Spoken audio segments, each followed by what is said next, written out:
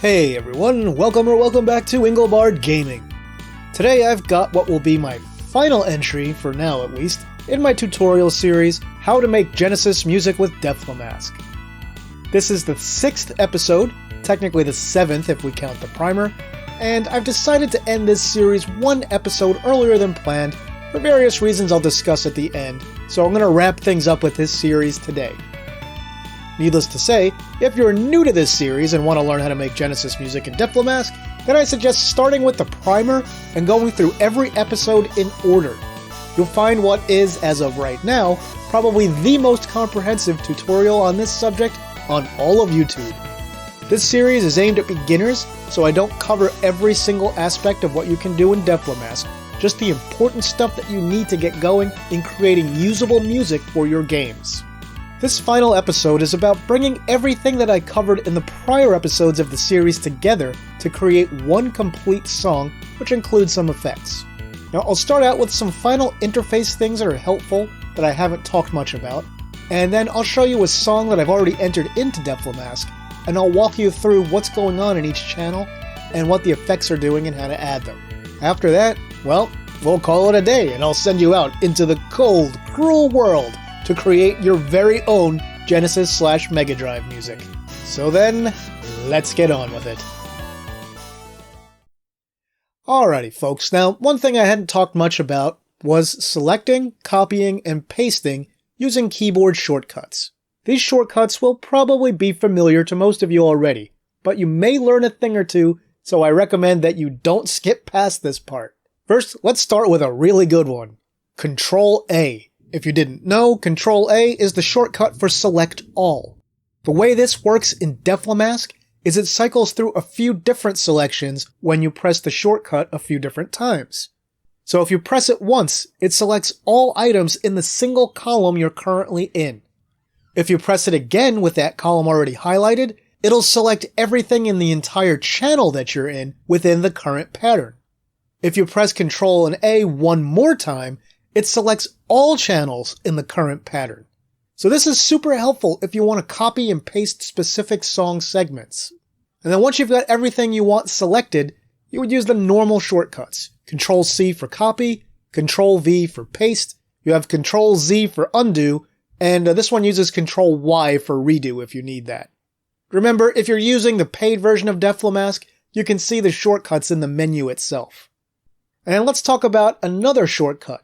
The shortcut to play. So if you want to play the music that you've entered already, you just press the Enter key. Now sometimes your pattern can be pretty long, and you just want to test it from a certain point. You don't want to play the whole entire pattern from the beginning. So we can do that too. If you want to play a pattern from a specific row, all you have to do is click on that row to highlight it, and then hold Shift and press Enter. That one can save you a ton of time. Now the last few keyboard shortcuts I'm going to teach you before we move on to the next section are for changing notes. And this will allow you to move them either up or down one step or up or down one octave, which can also be incredibly handy. Now first, we just select whatever notes we want to change. So we'll just left click and drag in the pattern to do that. And then we hold Control and press F1 to go down a note. Or you can hold Control and press F2 to go up a note.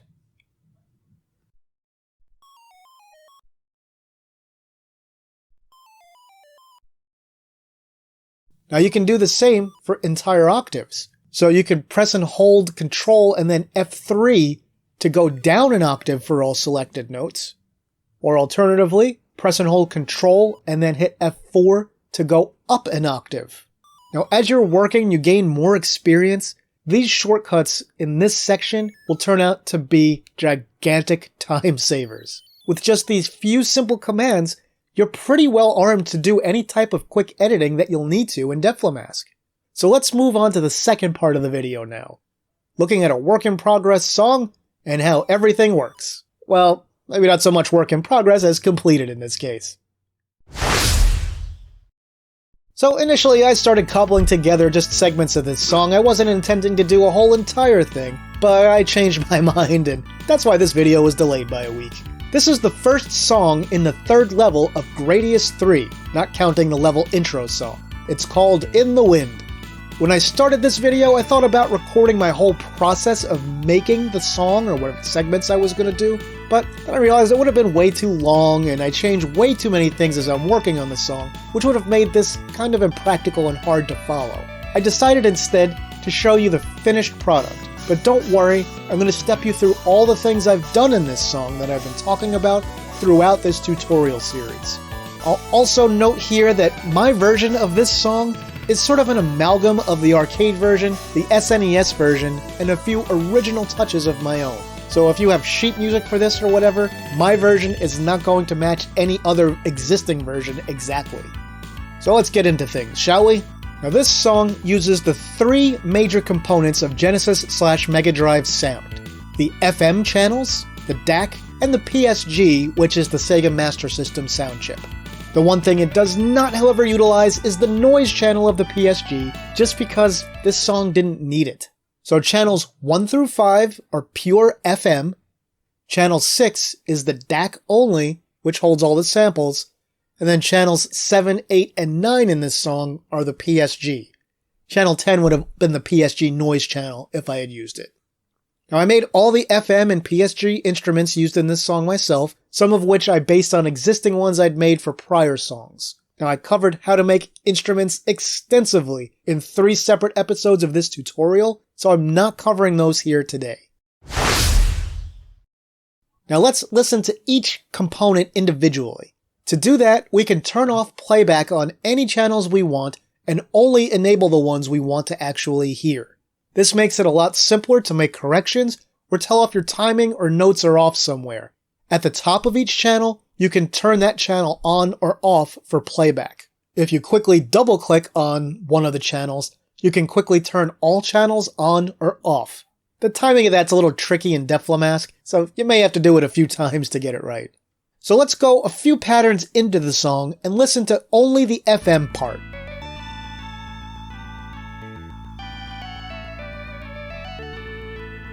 Now you can hear this part has the bass, sort of a rhythm section with 2-note chords, and also the main melody of the song along with an echo channel. We'll talk about the echo in more detail in just a minute. But for now, let's move on and hear just what the DAC by itself sounds like.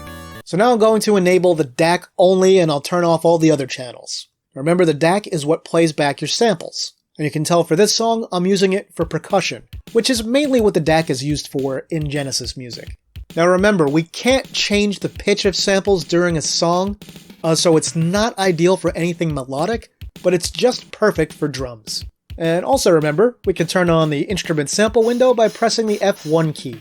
I recorded the samples using this song myself from various sources, and again, if you want details on how to do that or anything with samples, I have an entire episode dedicated just to samples. And that'll be linked above and below and you'll be able to check it out there. Alright, so now let's turn the DAC off and let's listen to the PSG only. Everything you're hearing right now can be played exactly the same as you're hearing it on a Sega Master System. I always find it kind of interesting to listen to the PSG by itself. Now let's talk about what's going on throughout this song. Those of you who've been following the entire series have probably noticed this song does apply an awful lot of the exact things that I've covered in the past tutorial episodes. It has echo tracks, volume effects, vibrato, and more. Now you get to see them put into practice in a full song. So let's start with one little trick that I used here. In tracks FM2 and FM3, well, they contain 2-note chords that I used throughout the song. But you'll notice I staggered the lower note to play one row after the higher note. This is a technique I use every now and then that can help fill in the sound of the song a bit and make it sound a little less computery and calculated. An interesting thing here is that I would normally have the lower note on row 0 and the higher note on row 1, but for this song, it just sounded better the other way. And there's something else we can see here too, an effect that I haven't shown you before, and let's talk about it now. This effect is E5. If we look at the manual or the effects list, we can see this effect allows us to fine-tune an instrument.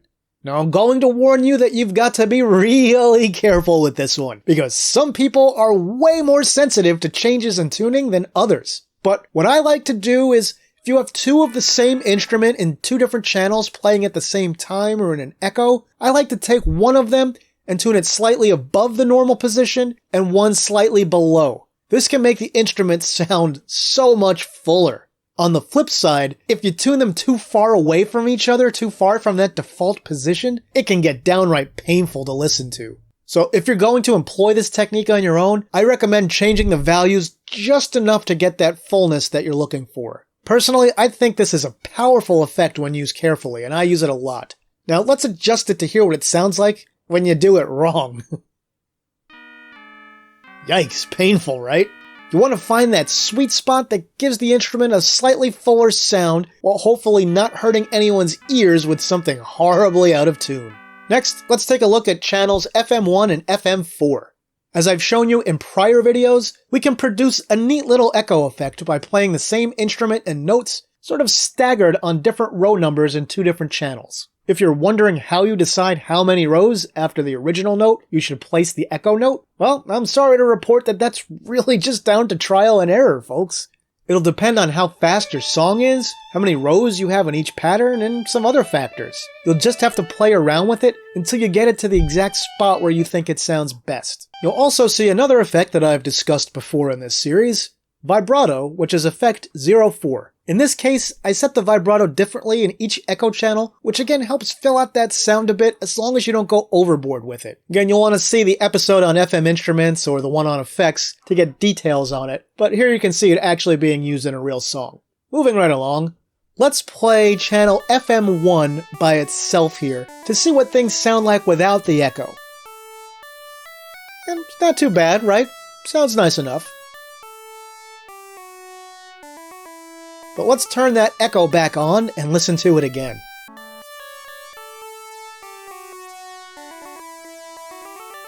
Pretty big difference, right? Something else I'll add to finish up this section is that if we have the same tuning and the same vibrato values for each instrument in each of those echo channels, it won't be as effective, so tweaking those just a little bit will make it sound a little more full and just gives it a richer sound. Now there are another few related effects that I use throughout this song, particularly in channels FM 1 through 4, and those are fade effects. These are the 0A effects that you see in the effects column. Now remember, you can look at the Deflemask manual or the effects list in the paid version of Deflemask to see how they work. But as a very quick refresher, we have this effect which is 0A, and then the values or parameters next to it which occupy 2 digits. The first digit, if it's not 0, will indicate a fade in, meaning that the volume will increase in each row until you get to the end of the effect. If the second digit is higher than 0, it's a fade out, meaning the volume will lower or decrease with each row until you end the effect. Now remember, when using any effects that happen across multiple rows like either vibrato or volume fades, you end up with larger VGM files. How large? Well, double or triple the size. You'll probably end up with something that's somewhere between 100 and 150 kilobytes depending on the length of your song. It can be way larger than that too. Now this song in particular is 144 kilobytes with the effects that I've used in it. You might think that doesn't sound like too much, but on a real Genesis cartridge, which is limited to 32 megabits without bank switching, that adds up real fast. If I was creating this song to include in a real game, I'd employ a lot of different techniques to reduce the file size. I'd do things like manual volume changes instead of using the fade effect, and I'd create some instruments that have a vibration effect built into them, and I'd also create some instruments that sort of naturally fade out with decay and sustain rates that lend themselves to that, rather than using the effects. Now if I took all those things out, I could probably reduce this song to about between 60 and 70 kilobytes. And honestly, I could probably even make it considerably smaller than that, but these days, there's really not much point in worrying about it. Most people making Genesis games these days make the cartridges 32 megabits or more. Alright, since this is still technically a tutorial, let's check out the bass track real quick for the sake of completeness. Now on this one, there's really nothing fancy going on in this channel. It's just the instrument playing simple notes. There's not really any effects or anything. Now here's the instrument on the right if you want to check out the settings and see how I created it. Now I mainly used the bass line from the arcade version of the song here, but I tweaked it and replaced a few parts with the fancier bass line from the SNES version. And I've said this before, when you're making a song, whether it's a cover or your own song, you'll probably want to start either with the bass or the drums first. This makes it easier to keep time while you're working on stuff and makes it a lot easier to tell if your notes are in the exact right spot you need them to be in. And speaking of drums, these are the samples that I mentioned earlier. And like I said, you can't really employ any effects to samples, so there's not a whole lot to talk about here. The one effect we do need to use is 17, followed by a non-zero number, which is how you turn samples on. And you can see that in the track here in various sections. You'll see it more than once. I only needed it one time, but because I repeat that pattern, it shows up more than one time. Now, if you look at the instrument window, you can see on the right that I did tweak the amplifications of each individual sample to various degrees to get them to the volume that I wanted them to be at. But really, that's it. Again, if you want to know all there is to know about samples, check out the episode that I made dedicated to them. Alright, well, let's finish this stuff off. And since I said off, you probably noticed the word off in the tracker grid in a bunch of different places. So first off, you can enter an off command by pressing the tab key in the space where you want it, or where a note would normally go. And off stops the instrument from playing in the row where you place it. There's a similar effect you can use called EC, and that lets you finally time when the instrument turns off. If we use EC02, for example, it'll cut the instrument off sort of in the second tick of the row instead of the first, and so on. The key thing to remember with that one is you can't exceed the number that you have for either speed A or speed B.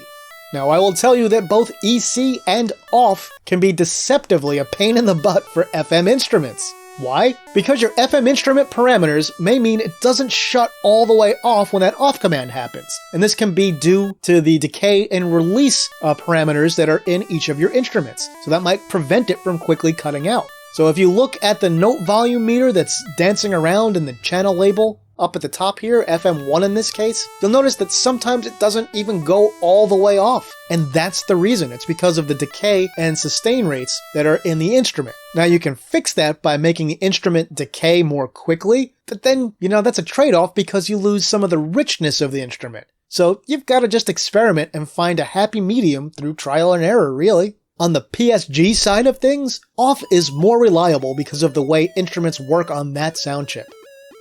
Hear that? It always cuts off immediately on the PSG. And if you're wondering why that particular PSG instrument sounds a little bit different, for just a smidge of flair, I added a slight arpeggio to it so that it scales up a few notes before it kicks into the note it sustains on. This was something else I covered a bit in the PSG episode of the tutorial. And while I covered a lot of things about the PSG already in its dedicated tutorial episode, I will reinforce a couple of things here. Now, we can use the vibrato effect in the PSG channels, but we can't use the volume slide effect. It just doesn't work for that. If you want to have a volume slide effect, you've got to add manual volume changes. And I do that in this song. If you want to see which effects do and don't work on any sound chip emulated in Deflemask, seriously, look at the manual. It tells you. Everything that I learned how to do in Deflemask started with the manual. When there were things in the manual that I didn't quite grasp on my own, that's when I went to the Deflemask Discord and asked around.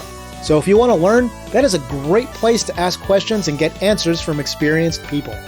Now you may think that your song has the perfect natural loop point and would start over just excellently if it hits the end of the song and then goes back to row 0 of pattern 0. Well, I'm here to tell you that chances are it's probably never going to work that way in reality. Why not? Well, let's say you have a fade out in some channels at the end of the song. If you do that, the fade just stops when the song ends and starts over. So those fading instruments will cut out completely when the song starts over. Now the way you fix that is to copy the first pattern or first few patterns, however many you need, at the end of your song in a completely new pattern. This will allow your fades to work fine. And then you set your loop point to the pattern at the beginning after where you put it at the end. Now that may sound confusing and complicated, so let me show you the example here. Let's look at this song. You'll see the last pattern is the same as the first, except for 3 little things. The last pattern has fade outs for FM1 and FM4, as well as manual volume adjustments for the PSG in SN3. The loop effect, or position jump, is effect 0B, and then we tell the song which pattern to jump to in the pattern matrix. And the pattern matrix, remember, is that thing in the upper left corner. So the pattern number is the thing all the way in the left column. Now these 3 channels fade from the last note that was played, the last time a new note was executed. In this case, it's before we get to pattern 30, which is the last one. So watch what happens if I set the loop pattern after, at the end of 2F instead of at the end of 30. Can you hear how rough that is? Let's switch back and listen again.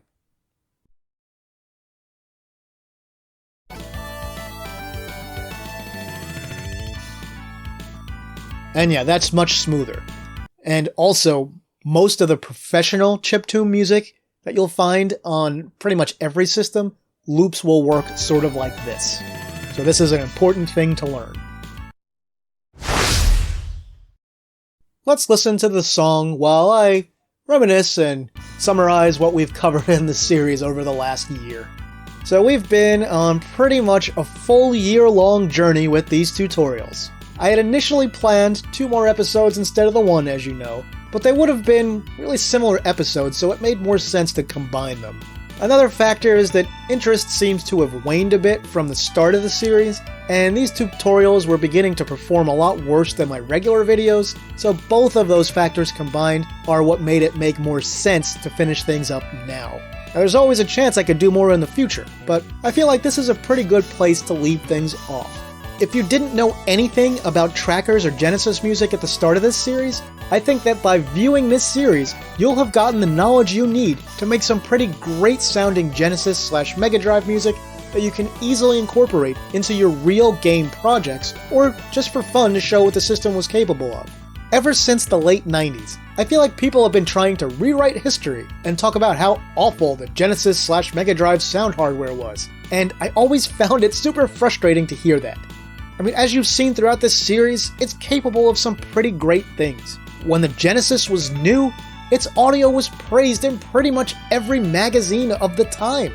But sometimes, things take on a life of their own, and for whatever reason, in the internet age, the quote-unquote fact that the Genesis had quote-unquote bad sound started spreading and just sort of became accepted. The real fact here is that the Genesis had very similar sound hardware to most of the arcade games made in the late 80s and early 90s, and almost no one complains about those. And really, I find it incredibly interesting from a psychological perspective. Just how do some things become accepted facts? And really, a lot of it is just through repetition over and over, especially in multiple places. But enough rambling. I hope if nothing else, that you've learned you can create some amazing sounding music on the Genesis/Mega Drive, and that the system had really great sound, especially for when it was released in 1988/1989.